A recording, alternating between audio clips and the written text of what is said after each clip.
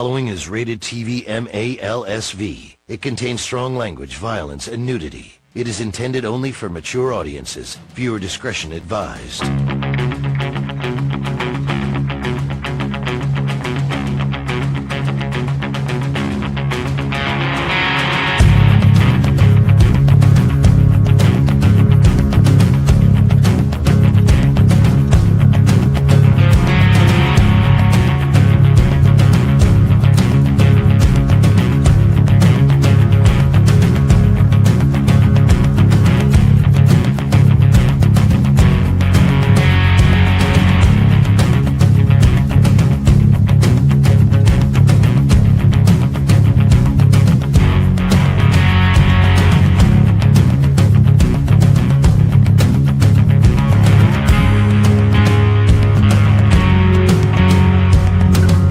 Running back board was kind of dancing away from you a bunch of times throughout the last 48 hours. Can you kind of describe the dynamic of that? And is there any sort of human nature frustration that comes with kind of having to dance that dance? Yeah, I've always felt that. I mean, every draft has like just pockets that you just don't fall into. And again, if you're going to be disciplined and you're going to let the board kind of dictate how you do things, it just happens that way. So because of that, you end up in some really cool situations and really acquiring talented players. It might come from a different position that maybe you would have liked to, but at the end of the day, you're increasing the talent on your football team, and I do think you can get into a lot of trouble if you start trying to manipulate things to get into certain pockets where you end up hurting your team.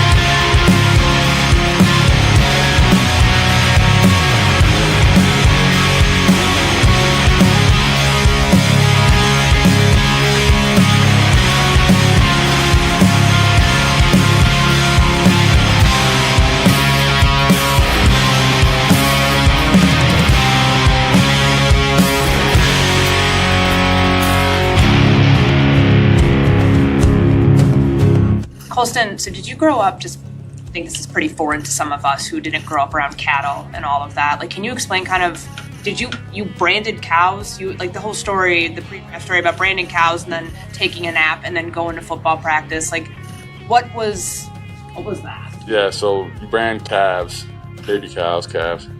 Brand calves, like that's your ownership, you know, because you got them in the fields, you want to know what they're yours.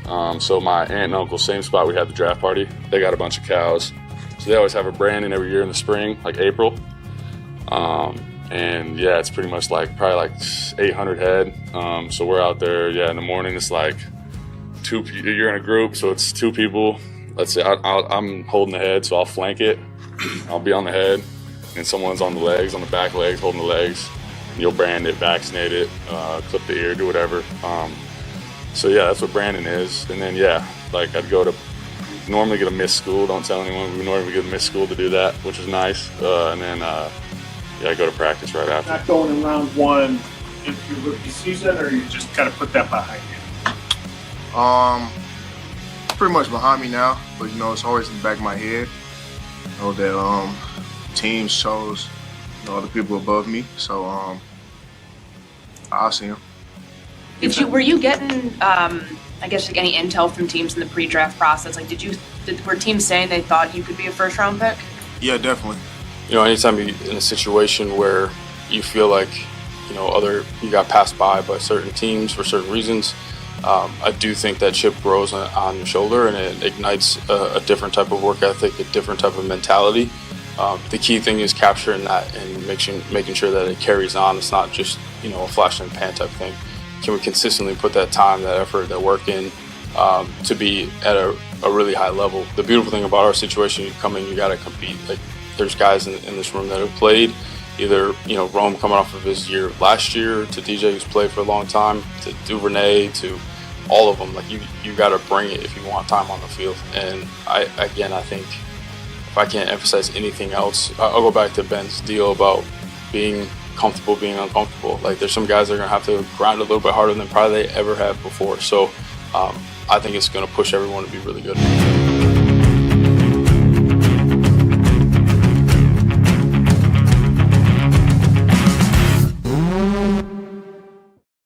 What's up, everybody? It's all the gun there, Soulz. Johnny Santucci will join us in a minute or two. He is loading some graphics for what will be an outstanding Bears state of affairs.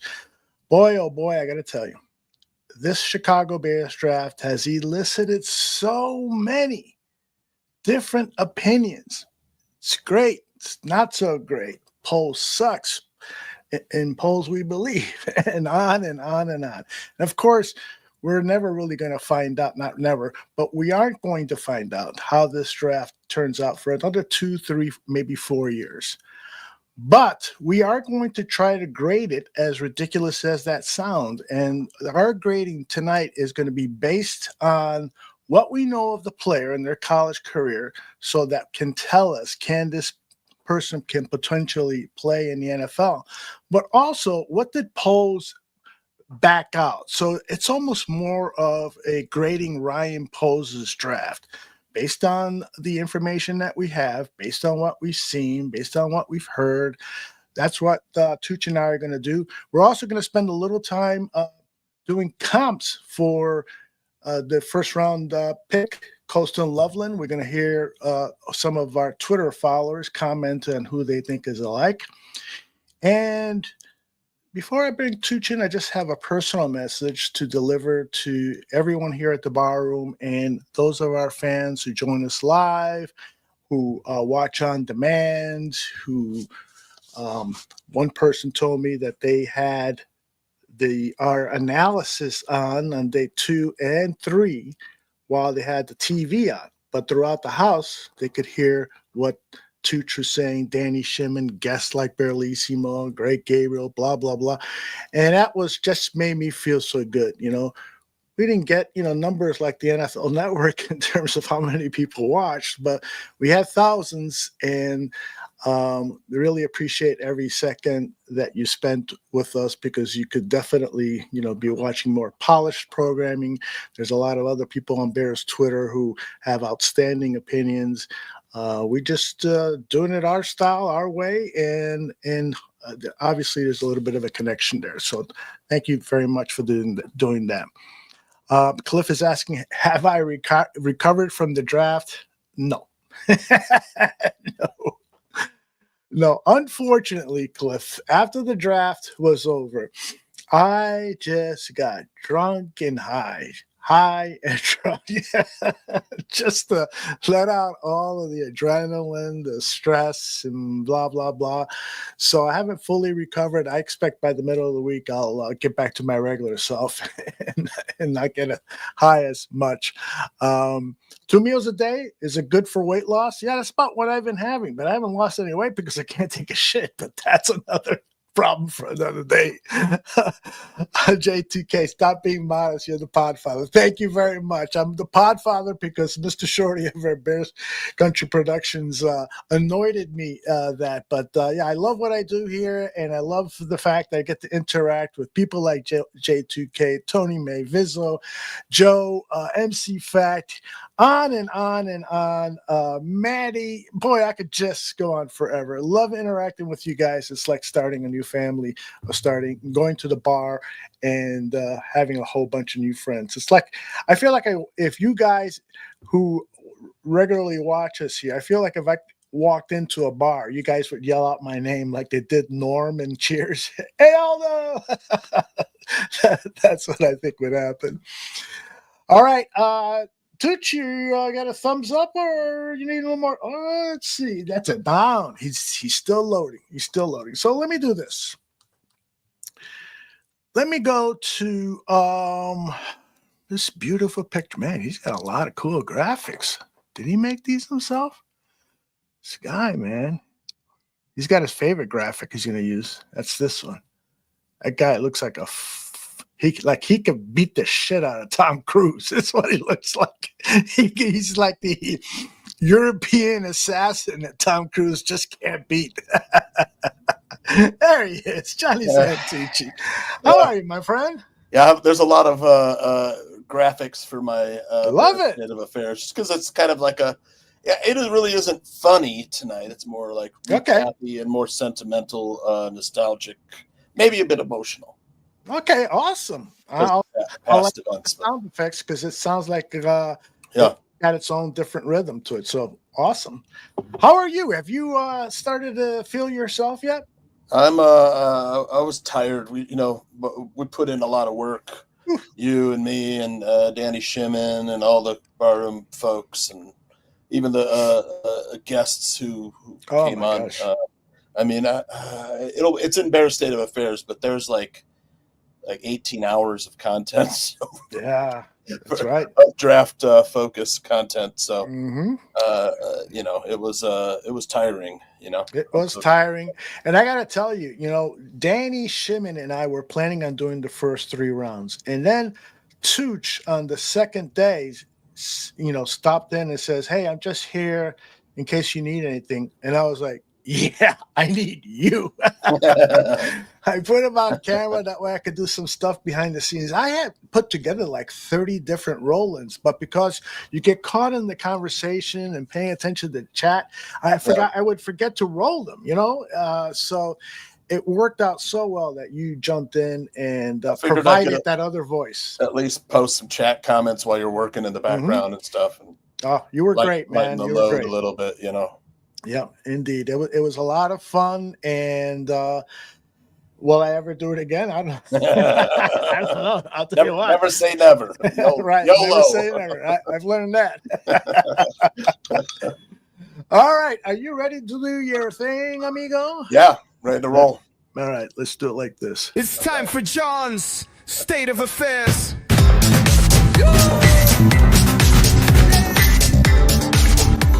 Everyone on this show's a dog and a loser. Not John. He's the best, except for me. Except for me.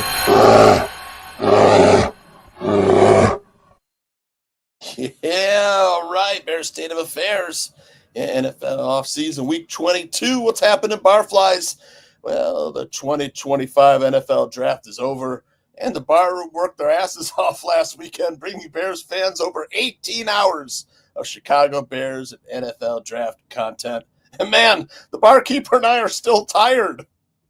Yeah, the content produced by barroom personalities like Greg Gabriel, Danny Shimon, Aaron Current, Ryan Kirkland, Billings, the Willis twins, Aldo, myself, and all the many guests who helped break down the 2025 Bears draft. It was nothing short of fantastic. I was waiting for the bell there, the ding. Oh! I thought you didn't want any sound effects. Oh, no. I like the little sound effects. Try it again. Nothing short of? It was nothing short of fantastic. Oh, fuck. Take 3. All right. That's the one. Yeah, that's the one. And if only Ryan Pohl's 2025 draft went as well as the Barroom's coverage. Yeah, but with so few blue chip players in this draft, and the Bears picking at number 10 overall, the Bears were in a tough spot. Yeah, the price for trading up to acquire one of the few blue chip players in this draft, well, it became too outrageous for the team to consider paying it. Yeah, over the course of last weekend, the Bears traded around, mostly backwards, to acquire more draft picks before selecting 8 players who they feel will be contributors to this year's squad.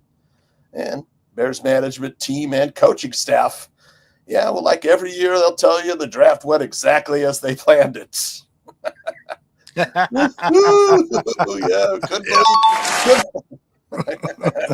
We couldn't believe he was there, Aldo. But Bears fans, well, they're not buying it because this year the draft really felt like it got away from Ryan Poles.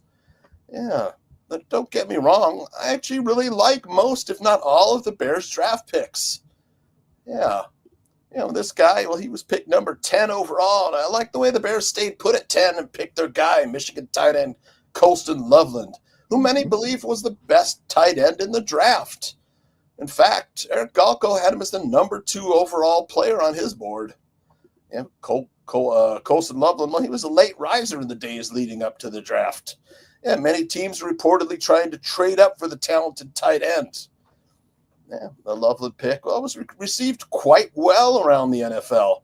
Yeah, Nick Saban called him the best receiver in this draft, saying, quote, "Another one of the recruits that we lost. He beat us in the playoffs. This guy is a fantastic athlete. He's the best receiver of all the tight ends in the draft, in my opinion." I love it. Yeah. Yeah, to me, Loveland looks like one of the best route runners in this draft of any of the receivers. In Ben Johnson's offense, he should have immediate impact. At minimum, he'll be the chain mover on third down that Keenan Allen was last season. In fact, the Bears GM traded back following the selection of several players immediately or shortly before the Bears were on the clock. These players were believed to be Bears targets by many close followers of the team, including many NFL analysts and local media. Yeah, the Bears didn't look happy following the Travion Henderson at number 38 overall. Yeah, pick 38. The Patriots selected Ohio State running back Travion Henderson. The Bears, picking at number 39, took the entire 7 minutes and selected Missouri wide receiver Luther Burden. And 2 picks later, the Bears traded back with Buffalo, sending picks 41, 72, and 240 to the Bills for picks 56, 62, and 109. Well, at 56 and 62, the Bears went trenches, selecting Boston College offensive tackle Ozzie Trapillo and Texas A&M defensive lineman Shamar Turner. These are 2 pretty good picks, and they address team needs. But missing out on the elite speed and talent of Henderson left Bears fans feeling a little deflated, too. Elite running back talent will really add some octane to Ben Johnson's offense. And many fans still feel the Bears need that engine, that workhorse running back that other NFL teams will fear on Sundays. Don't believe me? Yeah, the Nick Chubb to the Bears rumor surfaced hours after the draft, although... That's right. Yeah. Yep. Yeah. Yeah, day 2 closed with the Bears selecting 3 second-rounders. Yeah, but day 3 again saw the draft dance away from Ryan Poles. At the start of day 3, running backs Bashal Tootin and Cam Scatabo came off the board early, only a few picks before the Bears were slated to pick at 109. But doggone it, when pick 109 came around, the Bills called the Bears to see if they could get their trade back. What? Yeah, rather than selecting a running back there, and with plenty of running back talent still available, Ryan Poles was more than willing to send that pick right back to Buffalo. Pick 109 went for picks 132 and 169. But in between picks 109 and 132, 4 running backs came off the board. And at pick 132, the Bears selected Maryland linebacker Ruben Hippolyte II. A player many folks never heard of. If perhaps Hippolyte would have been available in the 7th round or later. Well, perhaps the Bears felt that other teams were eyeing Hippolyte, so they chose not to select a running back. We'll never know. But many Bears fans who were following the draft pick by pick got the sense that the Bears' game plan went off the rails a little bit. In round 5, with the Bears set to pick at 148, the Patriots may have again sniped the Bears. At pick 146, New England selected talented LSU pass rusher Braden Swinson. And 2 picks later, the Bears traded pick 148 to the Rams for pick 195 and a 2026 4th-round pick. Because I'm crying! Poles had to have that 4th-round pick back next year that he traded it away to the Chiefs for guard Joe Thuney. Yeah, and at pick 169, the Bears selected Texas San Antonio cornerback Zay Frazier. And again, in between picks 169 and 195, 4 running backs came off the board. Again, with plenty of running back talent available, Poles selected Michigan State offensive lineman Luke Newman at number 195, perhaps after missing out on a potential running back target. Yeah, finally, in the 7th round, with pick 233, Ryan Poles threw Bears fans a bone. Yeah, and the most okay already. Here's a running back pick ever. He chose Rutgers running back Cal Monangai. And Monangai could be a surprise player for the Bears. He's a talented running back who had over 1,200 yards rushing last season for the Scarlet Knights. Yeah, but Chicago reporter Adam Hodge got Ryan Poles to admit that where running back was concerned, the draft just slipped away from him. Yeah, Ben Johnson's look while sitting next to the Bears GM all but confirmed it, Aldo. Yeah, many Bears fans, myself included, well, we really wanted a workhorse running back, a player whom other teams fear and who helps Ben Johnson hang 40 points a week on opposing defenses. But it just wasn't meant to be. It was an emotional week with the build-up to the draft and with the passing of Bears legend Steve Mongo McMichael. Yeah, McMichael, he was a hell of a player and a larger-than-life personality. I love this quote, Aldo.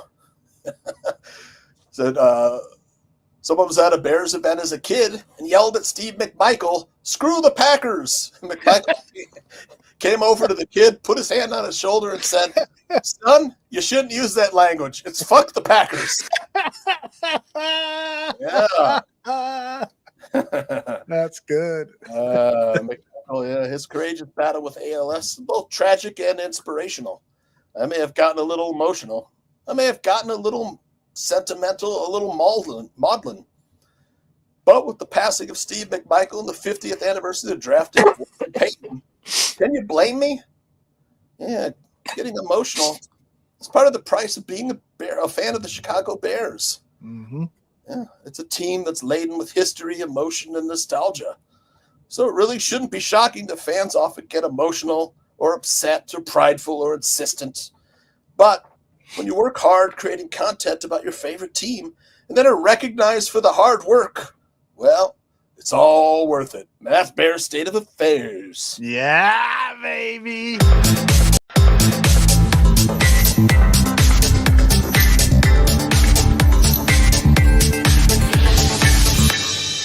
We're finished talking.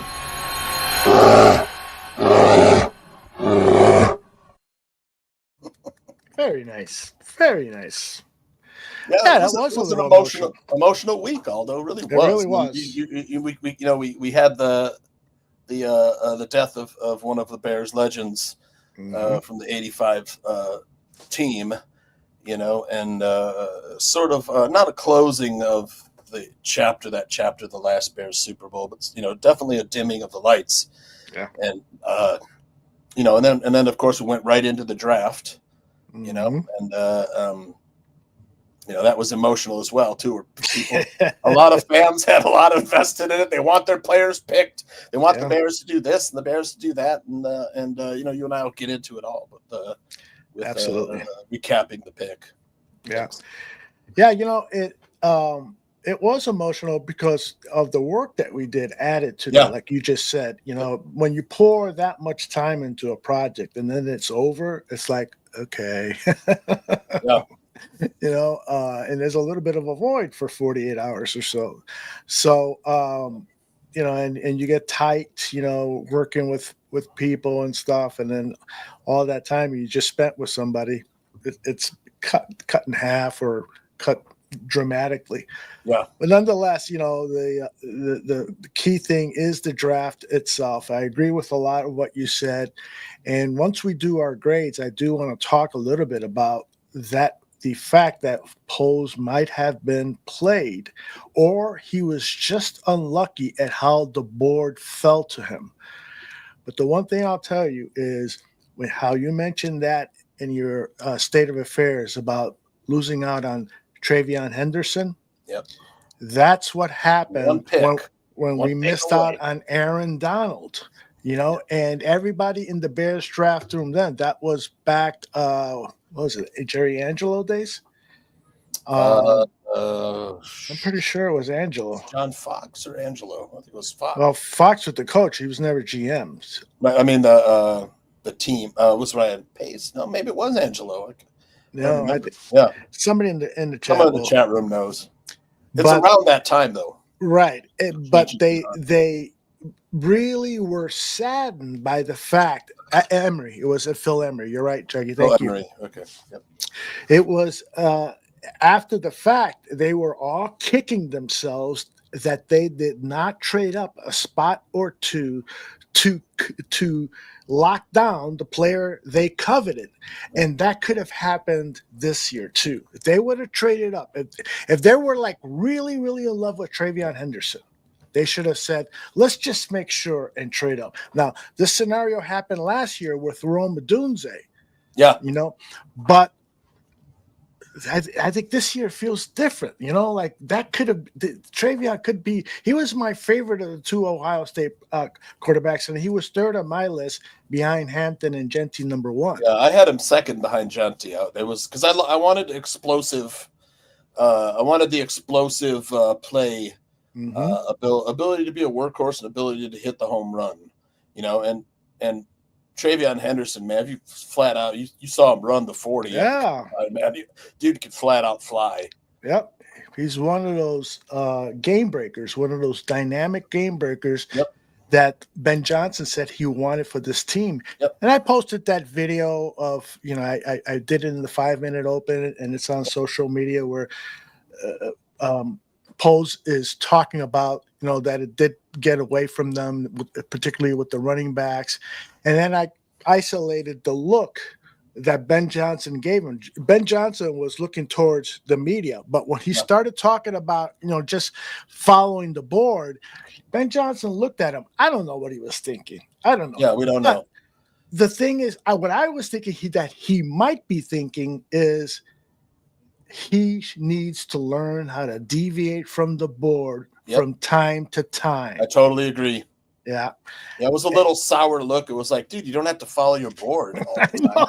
Exactly. Come on, Exactly. I think last year he wanted to trade up and get Rome Odunze, but Ian Cunningham was like, stay put. He's going to come to us. He's going to fall. Right. But this draft was totally different. Every draft is different, like Greg Gabriel always says. But this draft really was different with very little blue chip talent at the top, and then a lot of possible blue chip talent like Colston Loveland and Elizabeth Burden. Man, I don't know if did I have. Well, the other thing that's interesting as you're looking for that is they fired their analytics guy from last year who told them there's a 78% chance Rome will be there when we pick.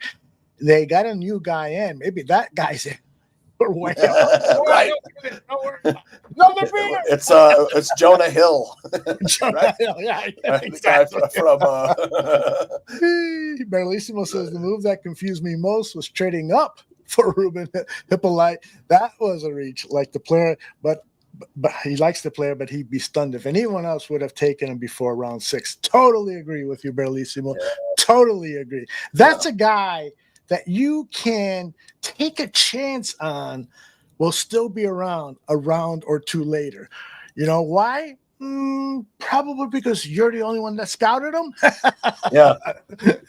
I'm exaggerating, of course, but, Hippolyte was just, I'm impressed with how he presented himself, and the highlight reel looks impressive, but come on. Those other players, and we'll get to that in a little while. Yeah, like I thought he could have been, Hippolyte probably would have been there in the 7th round. Mm-hmm. We don't know for sure, but most likely he wasn't. People weren't eyeballing him in the 4th. I agree.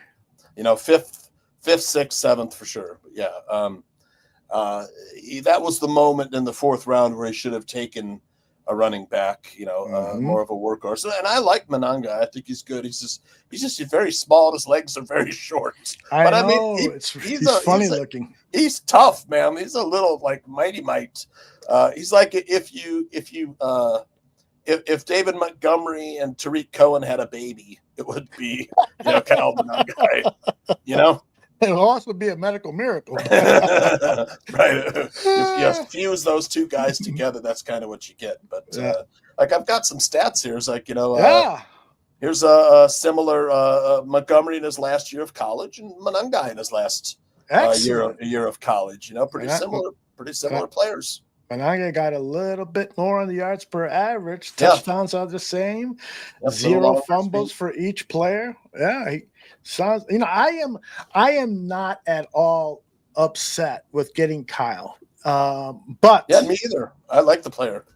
Travion Henderson would have been a nicer guy. Yeah. Both of them would have been nice. Yeah.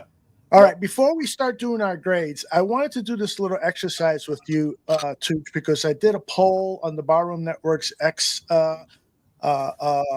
account, and I asked people, "Do you did?" Yeah, I missed it. you'll get a chance to answer now. So I asked people, what player comp would you have for Colston Loveland? And so here's some of the answers. A lot of people said Sam Laporte, including Adam Rank, Joe Treviso, Wardhog, Brandon, Mark Santiago. It's a good one, right? Can't argue with that. Yep, very good comp. Yep. And the fact that Ben Johnson's the head coach makes it even more plausible. Then a lot of people said Kelsey and Kittle, Tony the Pod Boss, Brandon Lawrence, Kelsey, Kittle, respectively. Travis Kelsey, but faster, more charismatic, and will end up with twice the Super Bowls. Kelsey was pretty fast when he was at his peak, though. I mean, he did have home run speed for a tight end, I mean. Yeah, and as big as he is, indeed. As big as he is, yeah. And then a lot of people thought of Jimmy Graham. At first, I was like, no way. Graham was taller, more athletic. But Honey McMahon says, am I the only one getting Jimmy Graham vibes? And for Cheesy, Matty F says young Jimmy Graham. Dwayne Corey, Jimmy Graham, easy, same body, same route running, and same catch radius. And then Jay Sanford is hoping you'll be like a prime Jimmy Graham. You see any Jimmy Graham in him? Some people threw up Jay Novacek. I thought that was a better comp than Jimmy Graham to me. They move similarly. They're not the thickest of guys. They're more crafty route runner type. I mean, Colston Loveland is, like I said, in Bear State of Affairs, the more I watch, the more I like. And he might be one of the best. Comp is Keenan Allen. I said that in Bear State of Affairs. He's the replacement for Keenan Allen on third downs. Yeah. Interesting. It's a good comp, Bearlissima. I was thinking the same thing. But he's definitely the replacement for Keenan Allen on third down. That sort of blanket that Caleb used last year to convert third downs. Okay, so J2K says George Kittle, Drake London. Now my last graphic here is just a lot of different. Those other ones were like the leaders: Laporta, Kelsey, Kittle, Jim Graham. Oh, there was also a lot of Darren Waller. Chop Jr., Dano, Caleb's daddy, Pink Person. He also said, like J2K just did, between Drake London and prime Darren Waller.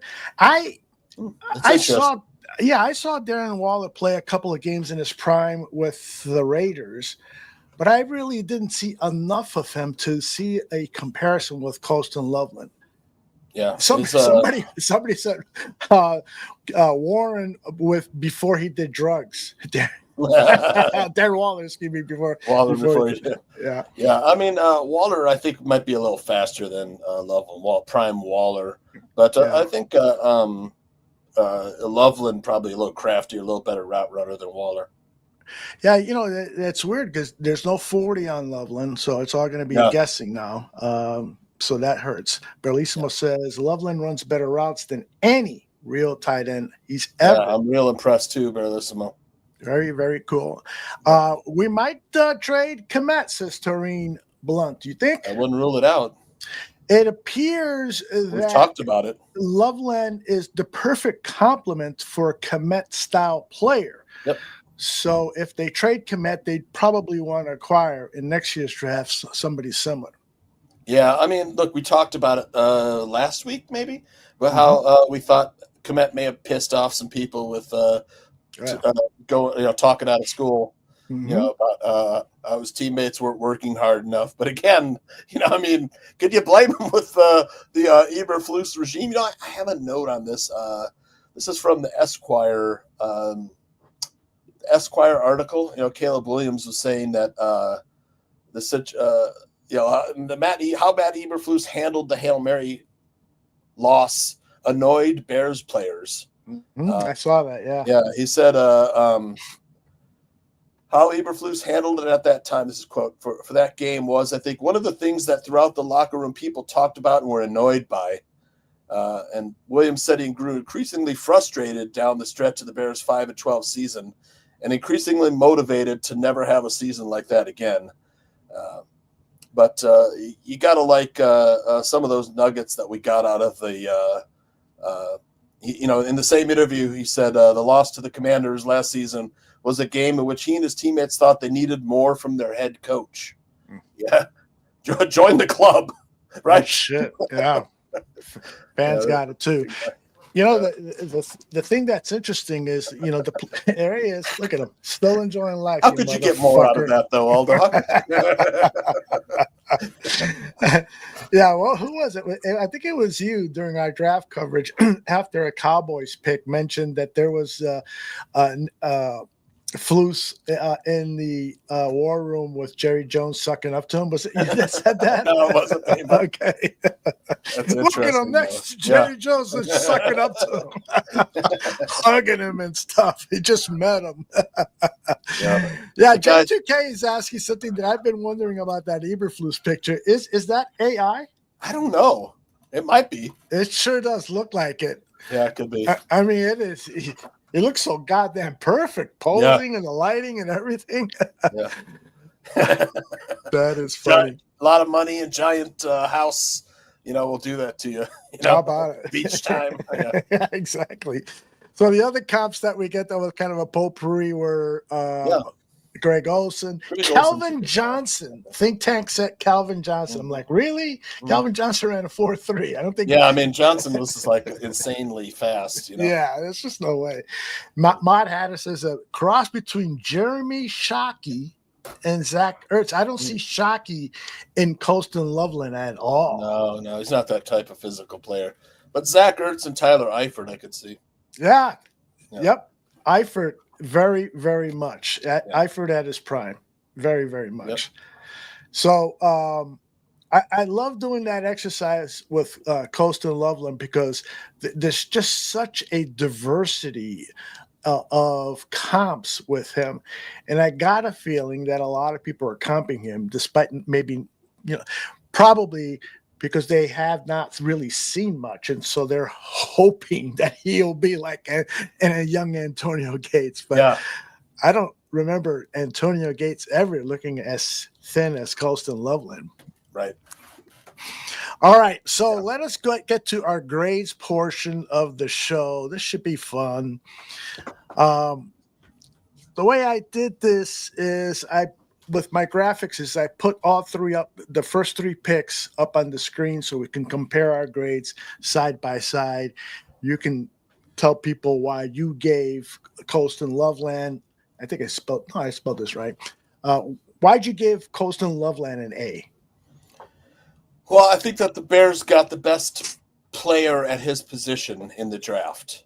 So I think right there, when you get the number one overall player at their position in the draft, I think that's worthy of getting an A. Mm-hmm. And and then I went and looked, and I'm like,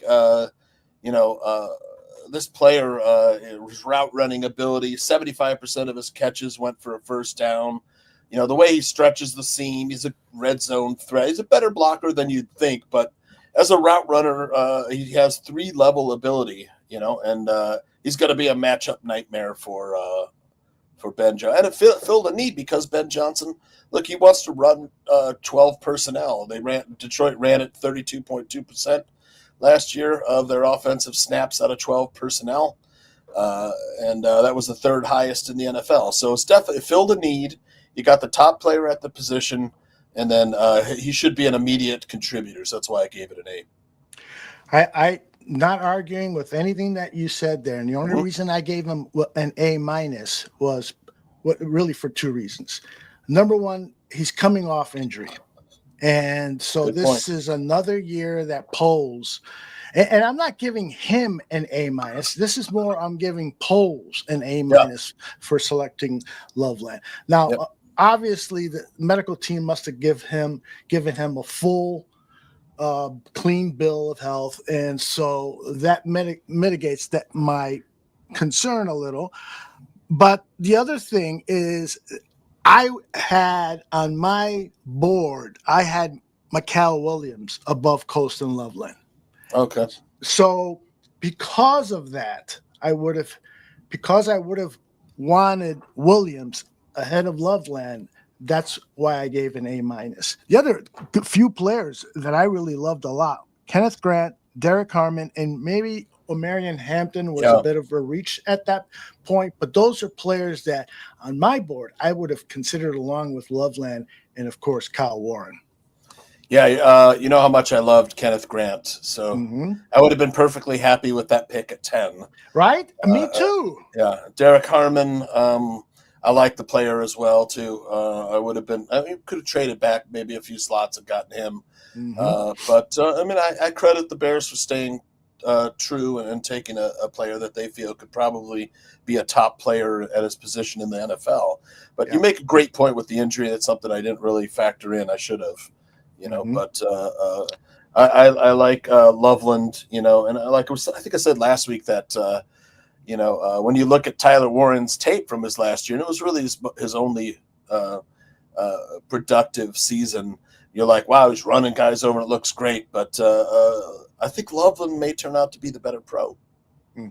I hope so. Yeah. Hope so. All right. Luther Burden is next on our grades. Where are you, Graphic? There you are. So you gave him an A. I gave him an A minus. Tell us why you love Burton as an A model student or pick, I should say. Well, it's the value because he's one of the top players at his position in this draft. I mean, the best route runner I thought was Emeka Egbuka from Ohio State. I thought he was the best route runner in the draft. And Luther Burton, he sure has a ton of speed, and it is a position of need for the Bears, like someone who could damage, other teams against the slot, in the slot, you're gonna play Roma Dunze and DJ Moore on the outside, and then move someone down there who's not going to be able to cover Luther's speed. And here's I'm going to flash a picture. You have to flash that other one back up again, Aldo.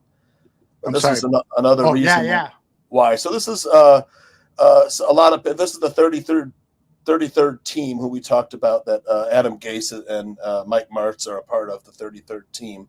Their preseason mock draft, Luther Burton was the 3rd player overall on their preseason mock draft.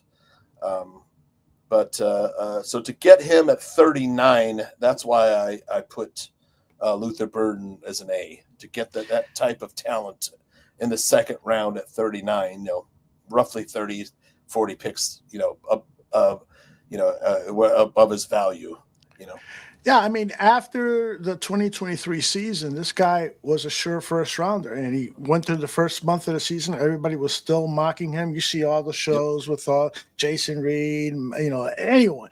They were all mocking Luther Burden in the first round. And Berlissimo says, I'd give him a C+ based upon his college, his routes that he'd worked. He's wrong. And there's a lot of truth to that. He was treated like a superstar. And so therefore he was double and triple teamed a lot. They didn't expand the route running because essentially what they loved about him, they didn't want to touch, which is just get him the ball. He'll make people miss. He's like a running back with the ball, like you said. And so I think he could be a superstar. But the reason I gave an A- is because of the attitude issues, the concerns. It's also a little bit risky. Loveland is less risky, but Burden still there's a risk. And when I hear Steve Smith, a former wide receiver, casting some stones at Burden, I'm like, geez, Steve Smith? No, it's you make a great point, and there is that character risk, character flaw, perhaps. And if the kid flies straight from here, we aren't having this conversation. I agree. Now, let me ask you this. So it comes to Luther Burden. You guys you're in the war room. You're the general manager. You got to make the decision. All of a sudden, Henderson is gone. Fuck. All right, dude, who's next on our board? We got Luther Burden. We got Mason Taylor. We got Alfred Collins. We got Donovan Ezeruco. We got Nick Scorton. We've got Benjamin Morrison. And we have Elijah Arroyo. We didn't take Loveland with the first pick. So we've also got Elijah Arroyo. Who are you picking? Are you still picking Luther Burden, or are you picking maybe Mason Taylor, or are you picking Ezra or Scorton? Who did we pick first? We picked Kenneth Grant or something in the first round. Yes. Yeah, I'm taking Mason Taylor then, probably. Right? Not too far off from Colston Loveland. Probably not as good as Loveland, a route runner as Loveland, but smooth. And could definitely fill that role. Then you're looking at more of a complement to Cole Kmet, whereas Colston might eventually make Kmet expendable. Mm-hmm. I love it. So in our redraft, we have Kenneth Grant with our first round pick, and we have Mason Taylor with our first of our second round pick. So I'm asking everyone in the chat, how you're grading it so far. Samuel says, I agree, although he seems like he was the best player on the team, so the coaches didn't hold him accountable as much as they should have. I expect him to develop into a much better pro under Randall L. I agree with you. Samuel. Yep. The fact that the most excited person in the war room that night when they made that pick was Antoine Randall L. tells me he got his guy. He went to bat for this kid, and he's going to lean on that kid and say, don't let me down. Don't let me down. I'm back home in Chicago, my people, and you're the first draft pick that has ever been selected because of me.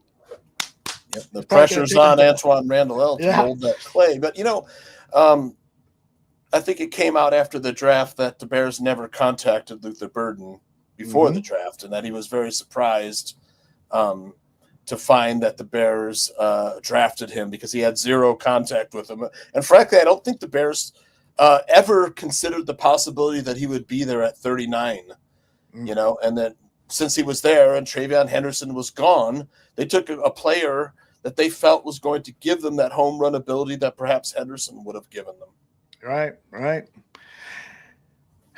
I'm listening to you and I'm looking at what people are saying in the chat. It seems like we're going along in our own way, not Ryan Poles' way. A lot of people are redrafting different players.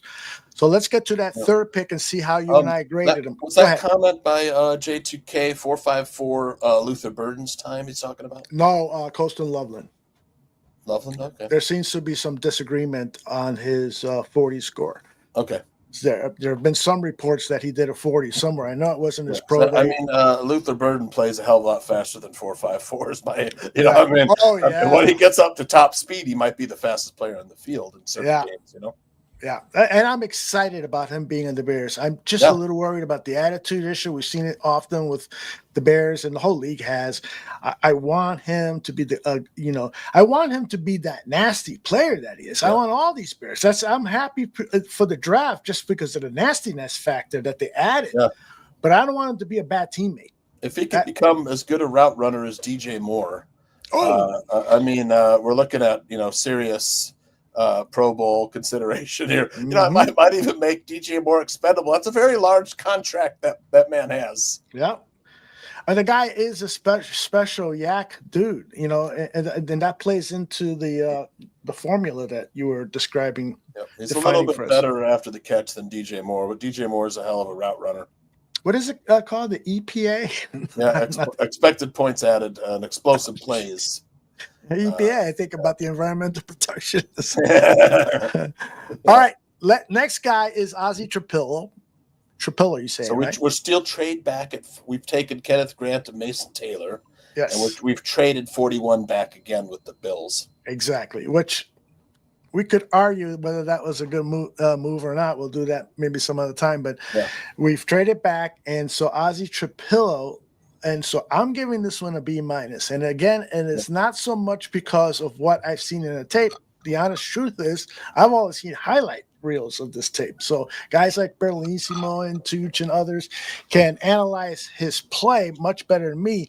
I'm just concerned that at this point we should have gone with RJ Harvey or Jack Beck or there had to be a better guy than Ozzie Trapillo in my mind, but I could be totally wrong. I'm totally open to hearing why you gave him an A. Well, a lot of people said he was the most pro-ready tackle in this draft. And from what I've seen, I like the pick, man. I think he moves great for a 6'8" guy. And I think he can play on the left. And the floor is high with this kid. It's a high floor, and it addresses a position of need because you don't know how Braxton Jones is going to come back from injury.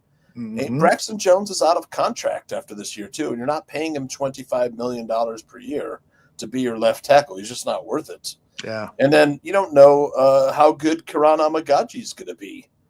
You know, if Ozzie could play left tackle, it's a brilliant pick. Agreed. If he's just a right tackle, well, I mean, or Darnell Wright is coming up for contract in a year or two, and you could always, not sign Darnell and go with Ozzie at that point. You know, still on a rookie contract. Maybe get similar production. Right. I mean, I keep hearing people. Well, it's just like J2K says, if this guy can play the left tackle, I'm gonna that grade all of a sudden just jumps up to an A plus. Yeah, I mean, really. Yeah, I think he can. I don't know. At least above replacement value, he can play left tackle, and I think he maybe not this year because of the lack of experience. Although he would have Joe Tooney on the same side as him, you know, coaching him up on the field.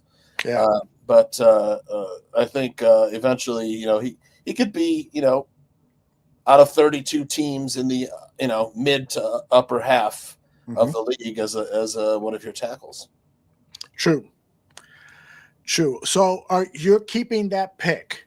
So you've got Grant, you got Taylor, and you've got Trapillo as your first 3 picks, right? Yeah, I think I would stay there. I mean, I don't really know who else was there. I can tell you that Darius Alexander was there, Omar Norman Lott was there, Andrew Makuba was there, Landon Jackson was there. Those are just some of the players I kind of highlighted. Yeah, I'll stick with Ozzie. I like the sound bites from this kid too. He sounds very intelligent. Oh my gosh, I love the game. Yes, he seems very mature. I don't know how old he is. What is he? 23, 24? I think he's actually one of the older offensive linemen because there are a lot of young ones. He was 23 or 24. 23, yeah. So I mean, he sounds mature and able to handle the pressures of the NFL, and I like that. Yeah, I like that too. Great kid. Yeah, it's very good. Yep. Greg Gabriel is so right. You want offensive linemen who are nice guys, who are very protective, have a lot of empathy, and a defensive end, you want a lot of thugs. You want people who are going to steal your lunch. He does play with some nasty, though. He does. Bears, did I put that up? I must have. My mouse is. They didn't look happy. They didn't look happy when the Patriots sniped them 1 pick ahead of their pick. I tried to, because we were working, so I didn't watch the draft. I tried to watch it Sunday, and I just I got to turn this shit off and try to watch a good movie. And I watched a good movie that we could talk about later. All right. So we go back to our grades, and this is now the second pick in round 2, Shamar Stewart. B plus for you, C plus. Shamar Turner, excuse me.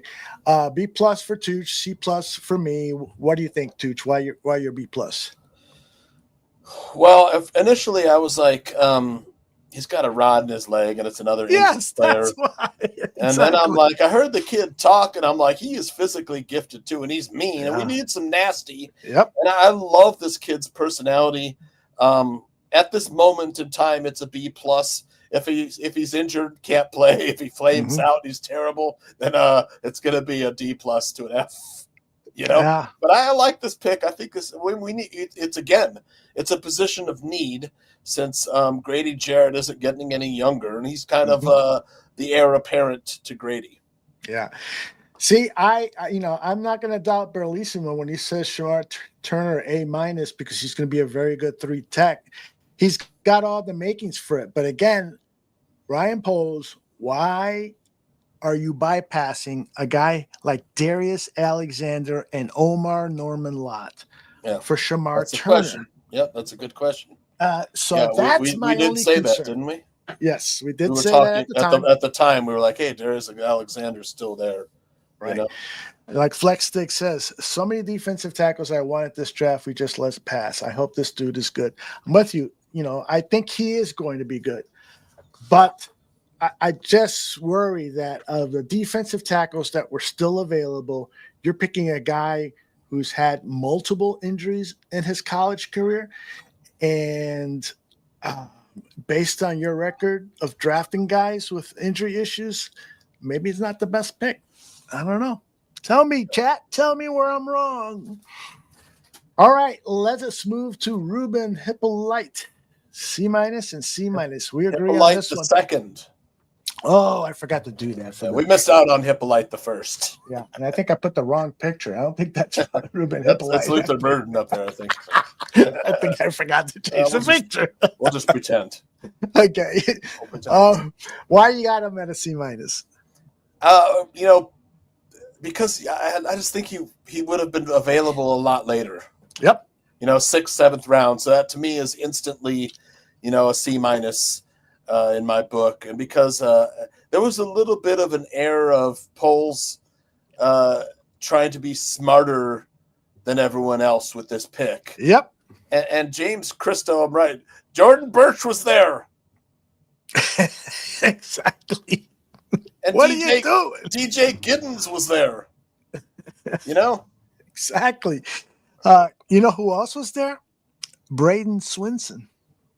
At that point, was he there? No. Yes, he was. I checked it. Okay. DJ Giddens, he was Jaden there. Blue, Okay. Carson Vincent. That's why when did we get Snipes? I had it in Bears State of Affairs, didn't I? Oh, yeah, I did. So, what? So hold on a second. And Cliff, I agree with Cliff. This was a high tower pick. This was. Yeah, he was. What? When did Hippolyte go? 132. 132. So you're right, but the Bears had 148 at the time, which they eventually traded to the Rams because Braden Swinson was gone. Mm-hmm. So yeah, they could have picked Swinson at 132 and Hippolyte. Hippolyte. No, you're right. No, you were right. Gotcha. Swinson was at 132, but then at 146, New England selected Braden Swinson, and the Bears had 148, 2 picks later. So they got sniped. And what did the Bears do? Like Greg Gable said, they traded back again. Yep. What are you doing? Why? Yeah. Why? Yep. There's still good players on the board. If you would have reversed, that and pick Swinson, and then you could have gotten Hippolyte. Yep. At 148. Absolutely. So absolutely. So a little discouraging there. And then Zay Frazier, you gave him a B+. So you've studied his tape, and it's pretty amazing stuff, isn't it? Yeah. But he's raw. I mean, it's an interesting pick because I like the length of this guy. He's like 6'3". He gets his hands on a lot of balls. So it's an interesting pick with the speed and just the pass breakup and interception potential that you could have. And then if he's coached up and turns into a starting caliber cornerback,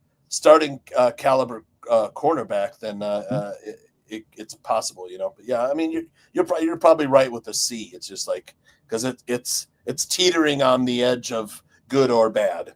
Right. And again, he's probably going to have a B football career with the Bears, I hope at least. Yeah. But there was Miles Frazier. There was Jackson Hawes, and how much I wanted to add a blocking tight end to this roster. Yep. Ollie Gordon II, Devin Neal. Yeah. I mean, who would you rather have? How do you pronounce the name again? Zay Frazier, Ruben Hippolyte. Yeah. No, Ruben Hippolyte. I'm sorry, the running back we got in the 7th round. Kyle Manungai. Manungai. Would you rather have Kyle Manungai or Devin Neal or Ollie Gordon? Which of those three? Man. That's tough, man. I think I'd rather have Ollie Gordon though. There you go. I'd rank Manungai third. As much as I like him, I'd rank him like third. him, yeah. He's just so small. Mm-hmm. But I mean, hey, he's like Mighty Mouse, But at least someone has a question for you. Tariq Woolen. Oh, okay. I believe, which high praise. So,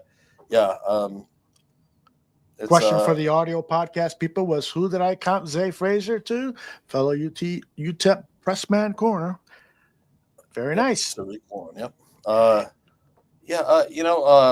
I think DJ Giddens after Henderson and I think Danny Shimon was right, because the more he was hyping him, the more I went back and looked, and I'm like, because I have said DJ Giddens had those crazy legs, and it's so hard to tell which direction he was going. He's a good receiver on the backfield too. I thought Giddens could have been a workhorse back for the.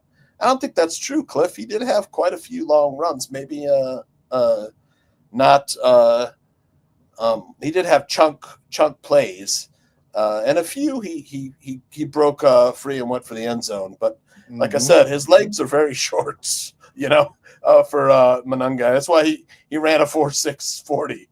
But he might have better playing speed, and man, he's tough to bring down because he's like 5'8", 205. That's a low center of gravity, and the little kid's strong. He's tough, man. He doesn't back down from anything. He will plant you in pass protection too, man. Love it. So for a 7th round pick, I think it's fantastic value, and we'll get there with that grade. Yeah, let's start with Luke Newman. You gave him a C+. Tell me why. I just think it's positional value. I don't know as much about it. I'd never heard about the guy, so will he make the team? I think so. Practice squad. Yeah, that's the thing. He's a C+ because he could be an eventual practice squad player, Aldo. Yep, exactly. You nailed it. I feel like, again, there were some better players available. Let me see if I got my list here. Still available there, wasn't he? I think he was. No, I think he was. I'm pretty sure he was gone. Okay. But the guy that went to the Lions is Ahmed Hassanian. Yeah, Hassanian. Yep. What the fuck, man? That guy looks like he'd fit in perfectly for Allen. Yep. And Kane Medrano was one of the fastest linebackers at the combine. He was available. Yep. And then offensive lineman Chase Lunt and Cameron Williams. Those are two guys that I would have preferred over Luke Newman. Wow, Cameron Williams was available way back then? Yeah, Cameron Williams was available. The one thing that bothers me about Newman, he's just a one-position player. I don't think he'll be able to play guard in the NFL with those short arms. He's a center, and that's it. Yeah, it's like Doug Kramer. Maybe he'll play fullback too. It's a little short armed. I don't. He could probably play guard, but yeah, you're right. It's probably more of a center. Let's see. Barlissimo says Luke Newman shut down Mason Graham and Kenneth Grant for the majority of the game versus Michigan last year when he was left solo on them. All right, great to know. I love that, Barlissimo. Yeah. Give him a fucking B minus. I guarantee you that's what the Bears saw. Yeah. They went and watched that Michigan tape. Greg loves him. Greg scouted him for one of his clients. He's got agents as clients, and texted Poles and said, look out for this guy. And Poles texted him back right before they selected Newman said all he said was thank you. And he's like wondering, what is thank you? And he looks at the TV. The Bears have selected Luke Newman. And Greg is tripping out. Pretty cool. Nice. All right. We both gave Kyle Benange B+ grades. Tell me why you love him so much before I share my views. Well, one, I felt it was positional need. Because I'm not impressed with the Bears running back room. I like DeAndre Swift. He's a good player, but he's not irreplaceable. All right. Roshan Johnson I like as well. He's tough. He's money on the goal line, but he's not irreplaceable to me. I think this year he'll carve out a role as the goal line back for sure. Even Monangai should be a goal line back too. That little guy's tough, and he finds the crease. Yep. You go and you look at Monangai and you say, okay, he's probably not 7th round value. He's probably more like a 4th or 5th round pick, and we got him in the 7th. It's a fills a need, and then I think the guy will make some plays in this offense. Definitely he'll make some plays, man. He's a tough little player, man. The more I watch, the more I like. Yep, I like him, man. I liked him, months ago when I started looking at some of his tape, and I was really impressed by him. But with so many good running backs, I kind of left my mind. But I wanted to show some clips because if you look at him, like Tooch just said, you're gonna love the effort. You're gonna Yeah. love. Oh fuck! What did I just do? Oh, let's take a survey. Which of the following apps, websites come to mind first when you think of food delivery? Select one. What do you think, Derek? Grubhub, I think. I mean, I know all of DoorDash too. Okay. You and I both use DoorDash. Let's give them that. Well, clearly I went to the wrong page here. There he is. There's the guy. Look at him. He's tough, man. Fucker. He doesn't It's like back down lateral from nothing. agility, you know? Yeah. He's like a tougher Terry Cohen. Yeah, exactly. Yeah. He's like Tariq Cohen with tackle breaking ability, you know? Yeah, love it. Love it. What number did Cohen wear? I can't remember. Was he 24? Oh, jeez. 24? Yeah, I think you're right. Yeah, you put 24 on the back of this guy, people will be thinking it's Tariq Cohen, you know? Yep. J2K says his stop and start is Very impressive. Look at this. Cliff said he has no breakaway speed, man. He just ran that one, you know? Cliff says, look at 22. He's catching him. He scored, Cliff. Yeah, his 440 is a 4.6. So that's the same as David Montgomery. Yeah. Right. David Montgomery broke some long ones. Not many, but Tariq was 29, Bellissimo. 29, right? Sorry, Yeah. 29. That's right, Bellissimo.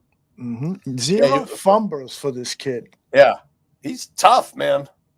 He's like a little piece of iron. Mm-hmm. Look at that. I can't wait. I think Bears fans are going to like this kid. I mean, instantly. You watch in preseason, he's going to make a ton of plays. He's like, I love this guy. Mm-hmm. You know, it's like when we drafted Cohen. You know, you're like, oh man, holy crap. You know, the punt returns, the running. Yeah. So we graded all our players.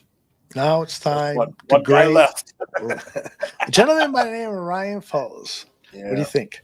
How would you grade him? In this draft? Yep, just this draft. I'm going to give him a solid B plus. Okay. And I got him close. Well, not that close. C plus is what I'm getting. I'll give him a B plus in this one. Yeah. Because his first 4 picks, who was his first 4 picks again? Oh, they were my guys. Loveland. Oh, actually, hold on. I have the graphic. Hold on. Oh. There we go. There it is. So Loveland, Burton, Trapillo, and Turner, man, those first 4 picks, you know, if he had similar quality throughout the rest of the draft as those 4, yep, you know, I would be like A plus. Yeah, but those 4 guys will contribute in 2025. Yes. Day 3 was a little bit of a that's correct. A little bit all over the place, man. You know, a little disjointed. You know, Yeah. It was. I mean, you can go back if you have the heart or the stomach for it. Go back and listen to the 8 hours of Saturday barroom content, and you'll see like we were kind of like head scratching and being disappointed during those 8 hours. Yeah, it was. I think it was a little too much trading back, and he missed out on some players that on day 3 I felt could be a little better players, maybe a little better contributors. Mm-hmm. Yep. When Dan Wiederer said it looked like the running back, with the board was falling in a way that the running backs were getting away with you.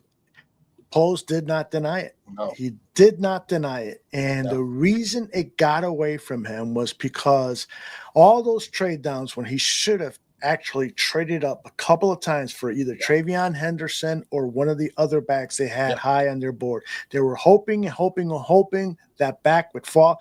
And I think that we all agree that while we're not deficient at the running back position with Roshan Johnson and DeAndre Swift, the team really needs a number 1 running back. DeAndre Swift should not be that guy. No, that's what I've been saying all along. You know, why we needed the 3.2 yards per carry from our running back room last year. Mm-hmm. And then you really need a workhorse back. Mm-hmm. And this was I was going to get into him, J2K. This is a guy that could be, man. This kid, Deion Hankins, he's big and he's fast. So, talk to him. I'll see if I can find some highlights. UDFA run. I don't think you will be able to, but what's his first name again? Deion, like Deion Sanders. Okay, Hankins. And the last name is Hankins. And he played at Texas State last year, but the year before he was was at another school, and I can't remember what school it was. Was it UTEP? I think it was at UTEP. Yeah, it was at. He's a high school legend. Yeah, that's the first thing that came up on YouTube was high school highlights. El Paso high school legend. Uh-huh. And then he went to UTEP. He transferred out to go to Texas State thinking he might get more playing time. Didn't work out there either for the kid. But what you see, man, he's big, he's fast, he's very strong. And it's a kid that they missed out on all those power backs. This is a guy that they think he's better at playmaking than Roshan Johnson. Then, he ran for 117 yards and a touchdown in one game, and these are the highlights from that game. He played against Sam Houston, UTEP. Let's see what Dane Brugler says about him. We could see through that. Yeah, he's got good lateral agility. I watched some stuff online. It was hard to find stuff. Mm-hmm. I mean, Barlissimo will find it, I tell you. Yeah, what's his name? Brugler didn't even write him up. He just wrote his testing numbers, 4.53 40. His vertical was 35.5 inch. Broad jump 10.2. So he's got some lower body power. Yeah, he's powerful. But again, and I like this pickup. I like the pickup of Hankins. I just think that it's like, well, we missed out on everybody. We got to get somebody, But look at he's got some good movement, man. It does. Like high school legend. So you might have found it could be a great story. Undrafted free agent makes the Bears. We've had undrafted free agent running backs make the team before and find some success. Ian Wheeler was about to. Yeah, Ian Wheeler. and then all of a sudden, it was one of the saddest things I ever saw. Him crying on his mom's shoulder. Jeez. Everybody's wondering about your thoughts on Major Burns. I thought that went away when you were a teenager. I don't know much about him. There was an edge player from California that I thought was Xavier Watson. I think I'm excited a little bit for. He fits the system. He's size like 6'3", 6'4", 270. Mm-hmm. Has some pass rush juice. Has the strength. Let's see if I have anything on Xavier Watson. There's not a lot on him, Last comps Hankins to Roshan. That's a good comp. Yeah. Travis Homer is out of here.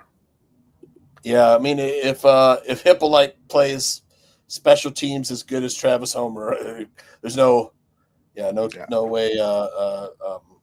What's his name makes the team? But yeah, I haven't done enough work on UDFAs though. Although to be honest, I'm doing a show with Danny tomorrow, and that's what he's been working on. So he'll give us the lowdown on that. Fantastic. Bellissimo says he's posted Major Burns all 22. Although you can use that. Very nice. You want to read some tape? Yeah. Let's see if I can find it. Yeah. Let me see. Go through my notes. Can I show you something real good? Press here, because I've been meaning to do this for like 2-3 months now. There's somebody on YouTube who is doing trailers of TV shows, movies, but doing them with CGI.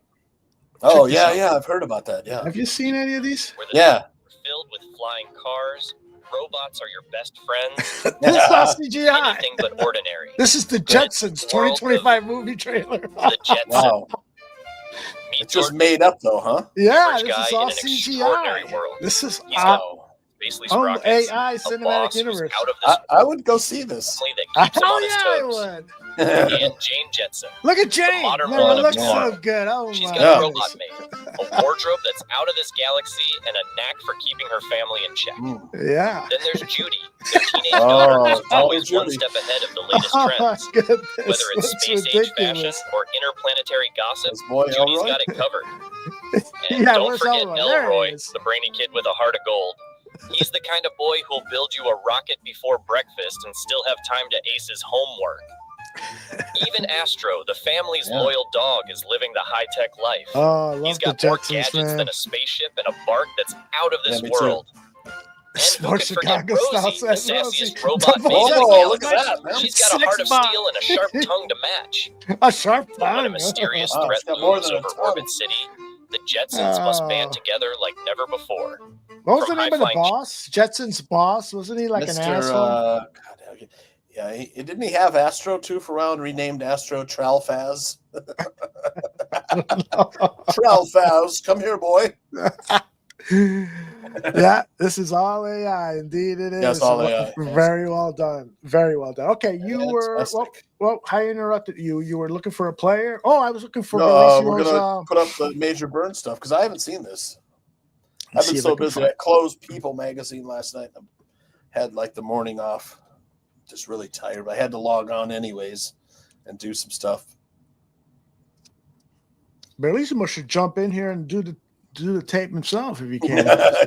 Want me to send him a link? Yeah. What does he say? I'll send him one. Hold on. Bellissimo. Let's see if I can find it here. Send him a link if he wants to jump in.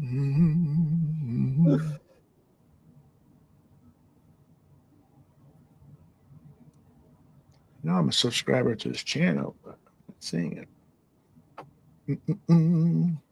Meanwhile, back on planet Earth, I should have been looking at this while the Jetsons was on. That was too busy looking at that AI bus line. Yeah. He can't join. He's I did DM the footage. Okay. Let me see. That must be to me, huh? Oh, I got it. Or he DM'd it to you then. Oh, okay. Let me do it like this.